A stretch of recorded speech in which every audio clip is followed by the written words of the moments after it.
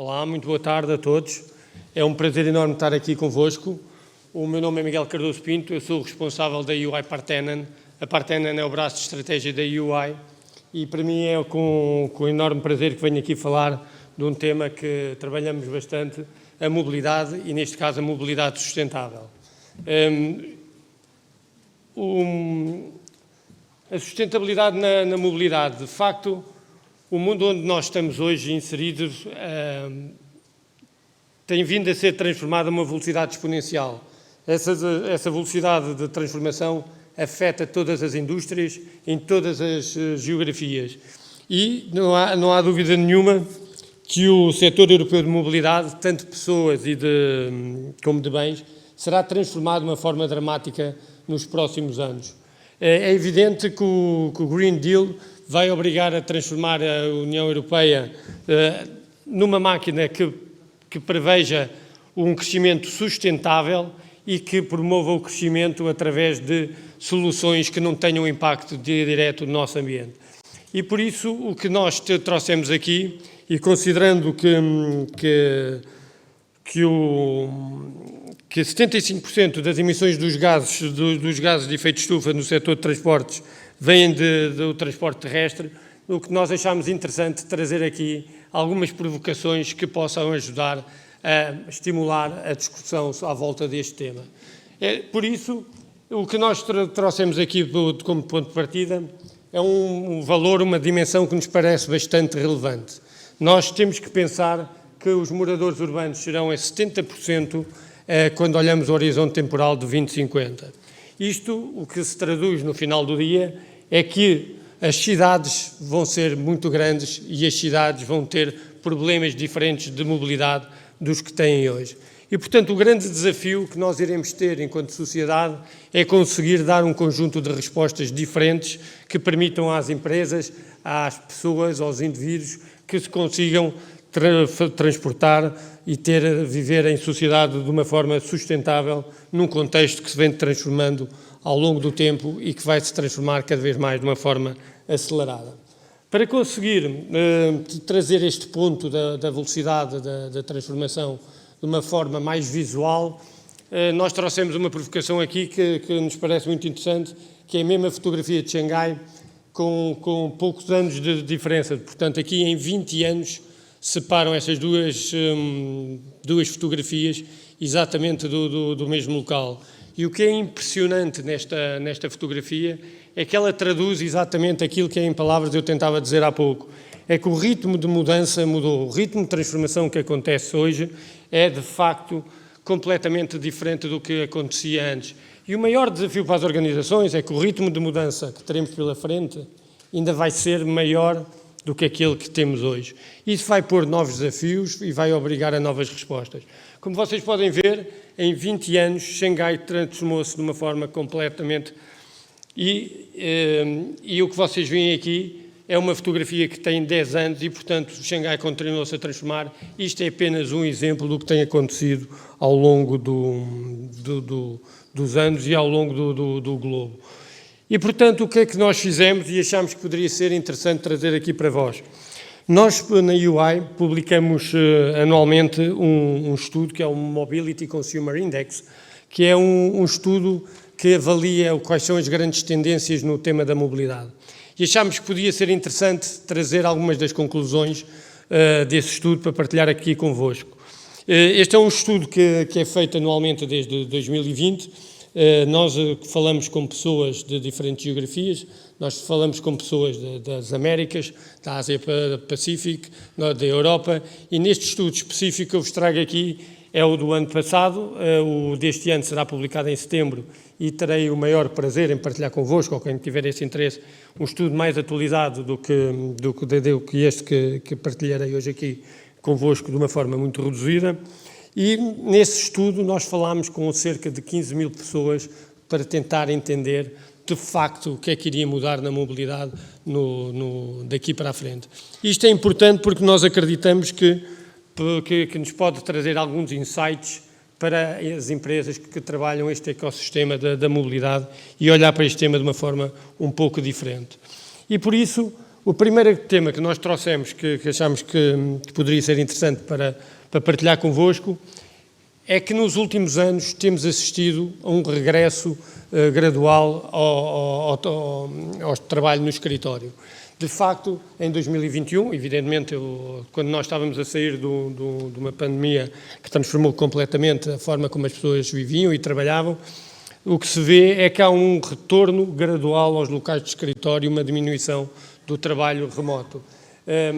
Em 2023, este valor era 24% e nós acreditamos que este valor ainda venha a ser reduzido do trabalho remoto, porque, por exemplo, em países como os Estados Unidos há uma pressão muito grande das organizações no regresso ao escritório e, portanto, nós acreditamos que esta diminuição do trabalho remoto irá continuar e isso irá traduzir-se, obviamente, também em implicações nos temas da mobilidade.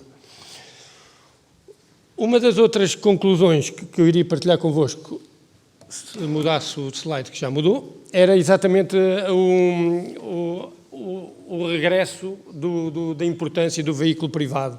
Neste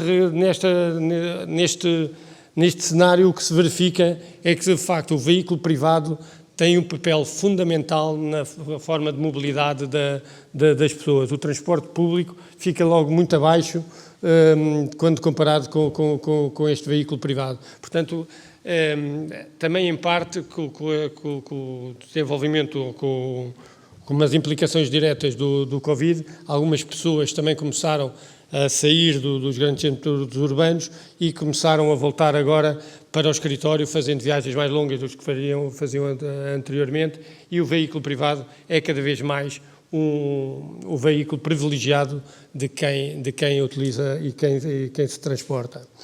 O que é relevante e que nós gostávamos de partilhar convosco? De facto, há uma transformação que nós vimos quando nós olhamos estes dados. É quando comparamos, por exemplo, apenas um horizonte temporal de 3 anos, e portanto nós estamos a falar aqui de um horizonte temporal bastante curto, o que se vê a tendência de procura de veículos elétricos, e quando nós vemos e quando nós perguntamos quem são as pessoas que vão procurar veículos elétricos na sua próxima aquisição, verifica-se um valor que era de 30% em 2020, quando olhamos para 2023, mais de metade das pessoas, 55% das pessoas, diziam que o próximo veículo que iriam adquirir seria elétrico. Portanto, este era um primeiro takeaway relevante que nós gostávamos de partilhar com vocês. Depois, há uma conclusão que nós gostávamos também de vos provocar, que é, quando nós comparamos, não o último, mas o estudo anterior de 2021, quando perguntávamos às pessoas quais eram as principais razões de compra destes veículos elétricos, porque é que as pessoas queriam comprar um veículo elétrico em 2021. E nós achamos bastante interessante que, em 2021, quando esta pergunta era feita, a preocupação número 1 eram as preocupações ambientais, que tinham quase metade da responsabilidade da decisão da escolha do veículo elétrico. Evidentemente, temos aqui outros temas como os incentivos financeiros, mas, de facto, as preocupações ambientais eram a preocupação número 1, ou era o fator número 1 nessa decisão. O que nós achamos super interessante é que, quando nós fazemos esta mesma pergunta 2 anos depois, portanto, relembrando, nós estávamos a olhar de 2021 e agora olhando os resultados de 2023 do último estudo, o que nós vemos é que o aumento do preço dos combustíveis é a razão número 1 da escolha do veículo elétrico. E as preocupações ambientais, evidentemente, continuam lá em segundo plano, e há um outro ponto que também aparece, que é as restrições e multas sobre os veículos tradicionais. Qual é que é o grande takeaway que eu queria partilhar aqui convosco? É que, de facto, já não são apenas as preocupações da sustentabilidade que guiam a escolha de quem vai tomar a decisão de comprar um veículo.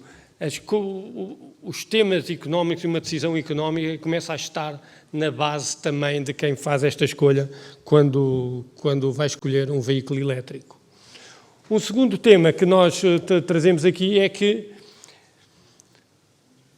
neste tema da sustentabilidade e dos carros elétricos, o que nos é dito é que mais de 70% dos consumidores estão dispostos a pagar um premium até 30% sobre um carro não elétrico. E, portanto, exatamente por acreditarem, muito provavelmente, tendo um olhar de uma escolha económica para esta tomada de decisão, que mesmo assim continua a fazer sentido ter um veículo elétrico, apesar de este potencialmente até ser mais caro. Um dos temas, um terceiro tema que achamos super relevante também trazer aqui convosco é que isto pode ser um pouco game changer quando se olha o tema da sustentabilidade, é que antigamente, e mesmo eu quando falo aqui, eu falo muito dos carros, quando se comprava um carro e agora o carro é elétrico e antes não era elétrico.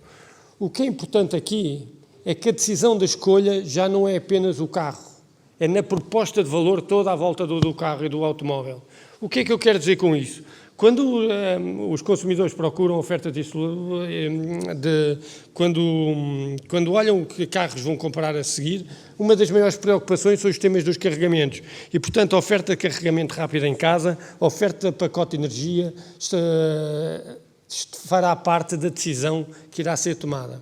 E porquê é que nós dizemos que isto pode ser game changer? Por exemplo, sendo eu da UI, por exemplo, nós temos uma frota considerável de automóveis.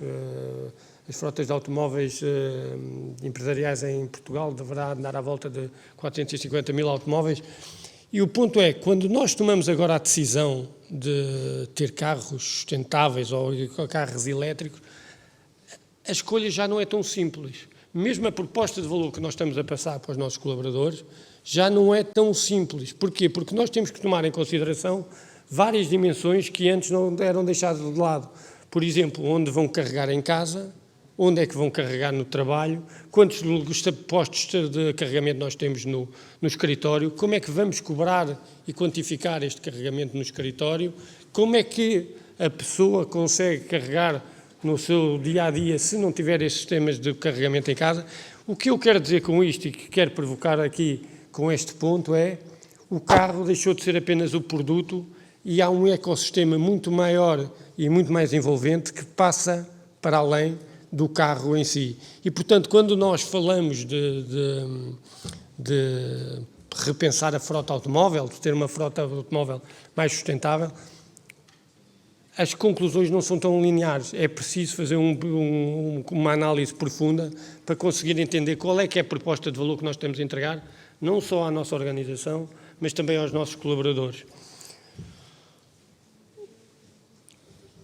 Um dos temas que eu também volto a trazer aqui, comparando o ano 2021 com o ano 2023, é quando nós vamos ver porque é que as pessoas não escolhiam veículos elétricos numa fase em 2021. E os primeiros, primeiro fator de referir para a não escolha de um veículo elétrico era exatamente porque metade dos inquiridos diziam que tinha um preço inicial elevado. Depois havia o tema da autonomia e depois havia o tema dos postos de carregamento. E, de facto, hoje, exatamente por causa dos temas, talvez, dos incentivos que falámos há pouco, um pouco daquela análise económica que verificamos que pode ser muito mais rentável ter, ou fazer muito mais sentido, do ponto de vista económico, ter um carro elétrico do que um carro tradicional. O primeiro problema que é referido pelos consumidores é exatamente a falta de postos de carregamento. E, evidentemente, o segundo, continua lá o tema da autonomia limitada. E, de facto, o preço inicial elevado já passou para terceiro plano. Um outro ponto que nós também achamos muito relevante é que, de facto, quando não falo desta proposta de valor e da importância de entender o carro para além do carro e o carro num ecossistema global, de facto, um dos problemas que hoje as pessoas têm é exatamente como é que carregam o carro em casa. Ou seja, o tema da falta de infraestrutura de carregamento em casa é algo que temos que ter em consideração e é algo que as pessoas têm que ter em consideração quando tomam esta decisão. Quando nós vemos os carregamentos, eu acho que saltei aqui alguma coisa, não saltei.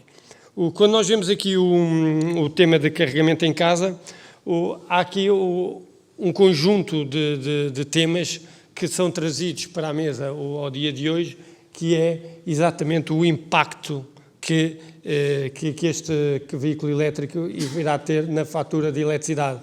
Evidentemente, um segundo tema é o elevado custo de instalação.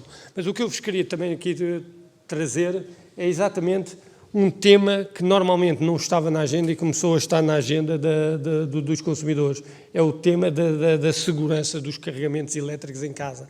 E, portanto, nós estamos perante uma proposta de valor completamente diferente do que aquela que tínhamos com os carros que nós chamamos os carros a motor a combustão.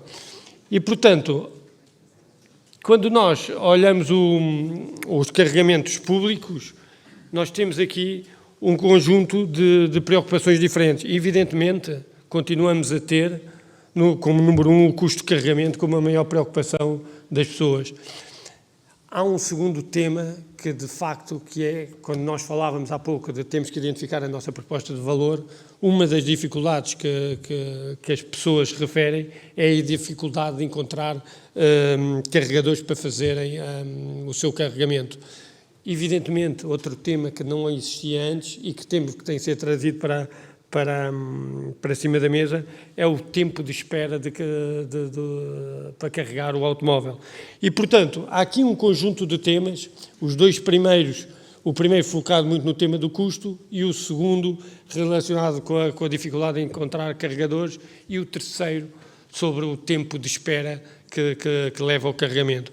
O que nós queremos trazer aqui é que, de facto, estas transformações na mobilidade ou estas transformações para os veículos mais elétricos trazem problemas e pontos de vista que antigamente não estavam na agenda e que o ecossistema deverá considerar quando está a trabalhar estes temas.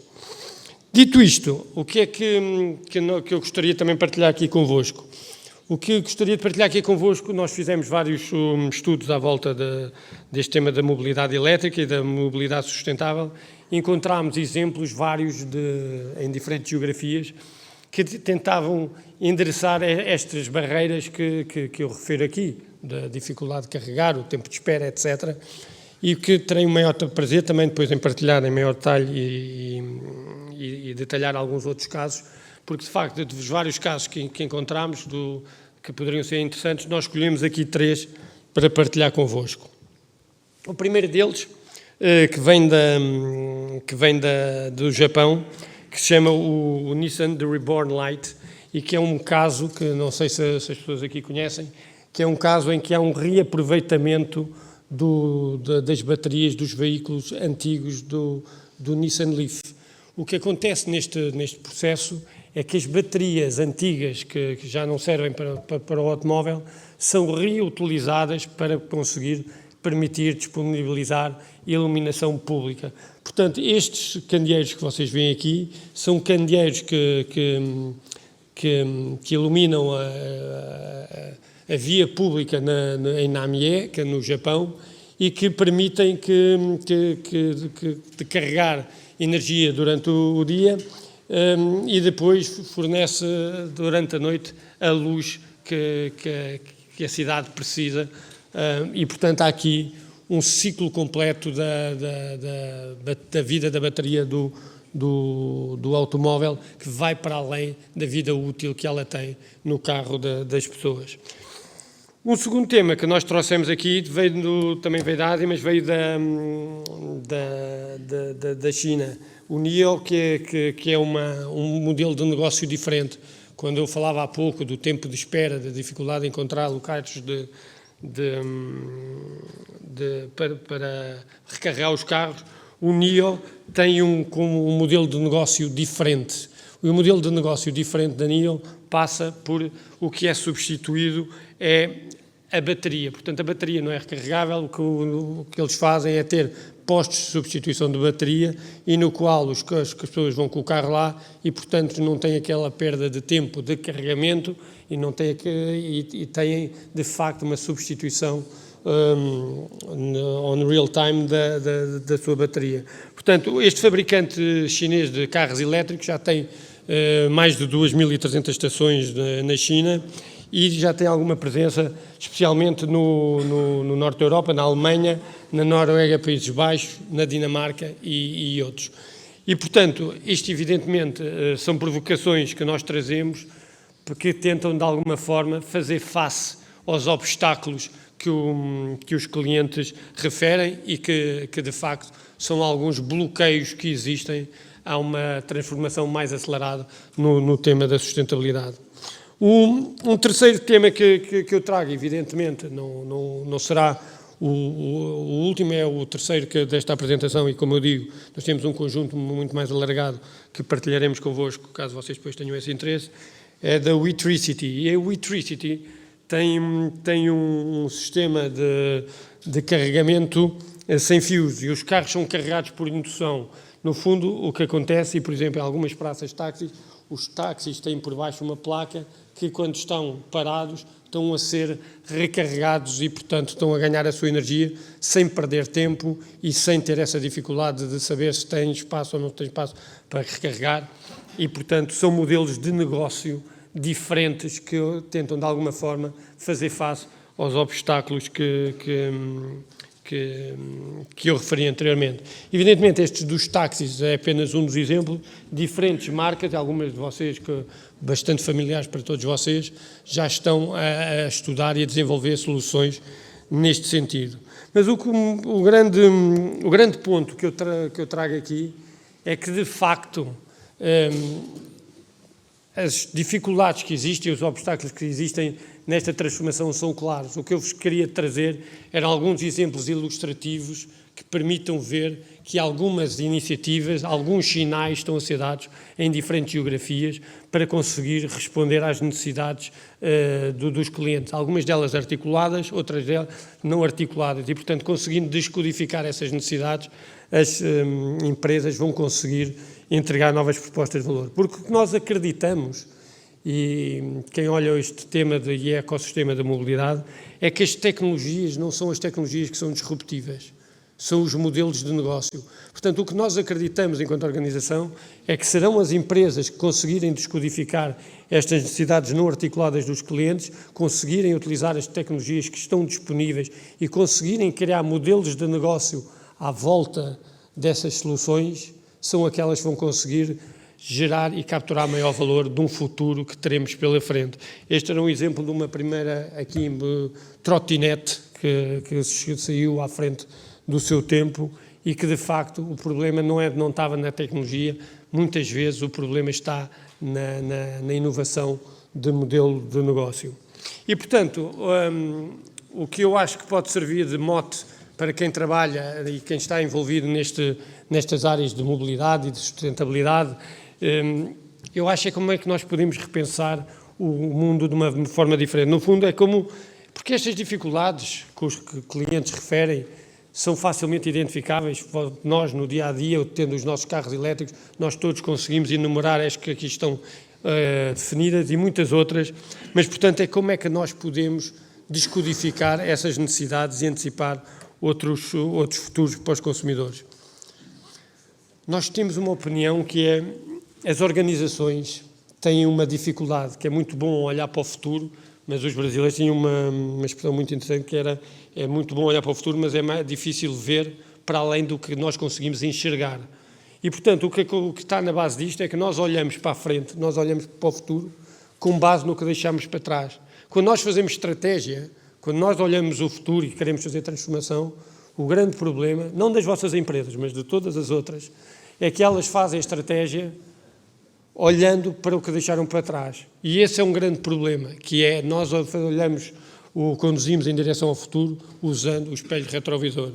Evidentemente, como eu dizia há pouco, as vossas empresas não fazem, mas todas as outras fazem, a maior parte delas, evidentemente, é que quando nós queremos criar um ponto de vista único sobre o futuro, que é isto que nós discutimos aqui, como é que nós poderemos gerar e capturar maior valor do futuro, o que é que as empresas que pensam estrategicamente fazem, algumas delas? Fazem o esforço de dizer, nós estamos aqui hoje é o presente, o que nos trouxe aqui foi o passado e, portanto, vamos extrapolar o presente baseado no que deixámos para trás. Qual é que é o problema desta abordagem? É que, de facto, as transformações tecnológicas, como o que eu referi há pouco, mas não é tecnológicas, sociais, económicas, regulatórias, como também vocês viram ali há pouco, vão obrigar a que o futuro seja completamente diferente do que temos hoje e que seja completamente diferente de uma extrapolação que nós possamos fazer baseado no que temos hoje. E, portanto, o grande desafio que eu acho que nós, enquanto atores neste ecossistema da mobilidade, nós temos que ter uma tarefa que não é fácil, que é criar um ponto de vista próprio sobre o futuro. O ponto é, nós não temos uma bola de cristal, e vocês provavelmente também não a terão, mas o que nós acreditamos é que as organizações que irão conseguir gerar e capturar maior valor deste futuro que teremos pela frente, e que, by the way, não será seguramente uma extrapolação do que temos hoje, baseado no que deixámos para trás, serão aquelas que consigam olhar para fora e, portanto, fazer o que eu dizia há pouco, descodificar quais é que são as principais tendências sociais, económicas, regulatórias, tecnológicas que teremos pela frente. Serão aquelas que são capazes de descodificar as necessidades dos clientes, mais uma vez as articuladas, que aqueles que eles nos conseguem dizer, mas eu acredito muito no que o Ford dizia, se a gente for perguntar ao cliente o que é que ele quer, ele vai dizer que quer um cavalo mais rápido. E, portanto, nós temos que não só perguntar aos clientes o que é que eles querem, mas nós temos que conseguir descodificar as necessidades não articuladas dos clientes. Para quê? Para entender exatamente o que é que eles irão precisar no futuro e como é que nós podemos criar uma proposta de valor. Mas nós não basta olhar para fora, nós temos que olhar também para dentro da nossa organização e tentar entender quais é que são as nossas competências únicas, aquilo que nos diferencia e que nós podemos explorar para criar exatamente o que eu falava há pouco, esses novos modelos de negócio, essas novas propostas de valor, esses novos go-to-market, esses novos modelos de pricing.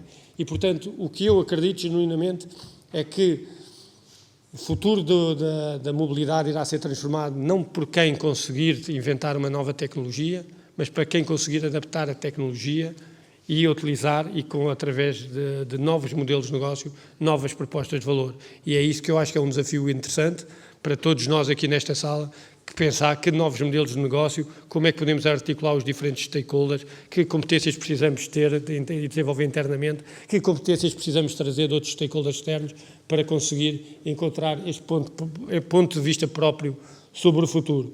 Dito isto, para não me entusiasmar, que eu depois entusiasmo e não acabo mais, o que eu vos deixaria aqui, a última mensagem, é que também, como usando as palavras há pouco do Ford, as do Darwin, que dizia que não é o mais forte nem o mais inteligente que sobrevive, mas sim aquele que se adaptar mais rapidamente à mudança. E, portanto, terminando como comecei, o que eu acredito muito fortemente é que, de facto, o ritmo de transformação mudou, o ritmo de transformação que nós assistimos hoje é muito mais forte e muito mais rápido do que tínhamos para trás. O grande desafio para as organizações todas é que o ritmo de transformação que teremos pela frente será muito mais forte e muito mais rápido do que aquele que assistimos hoje. Por isso, este seria a minha provocação. Estarei à vossa disposição e agradeço o vosso tempo. Muito obrigado.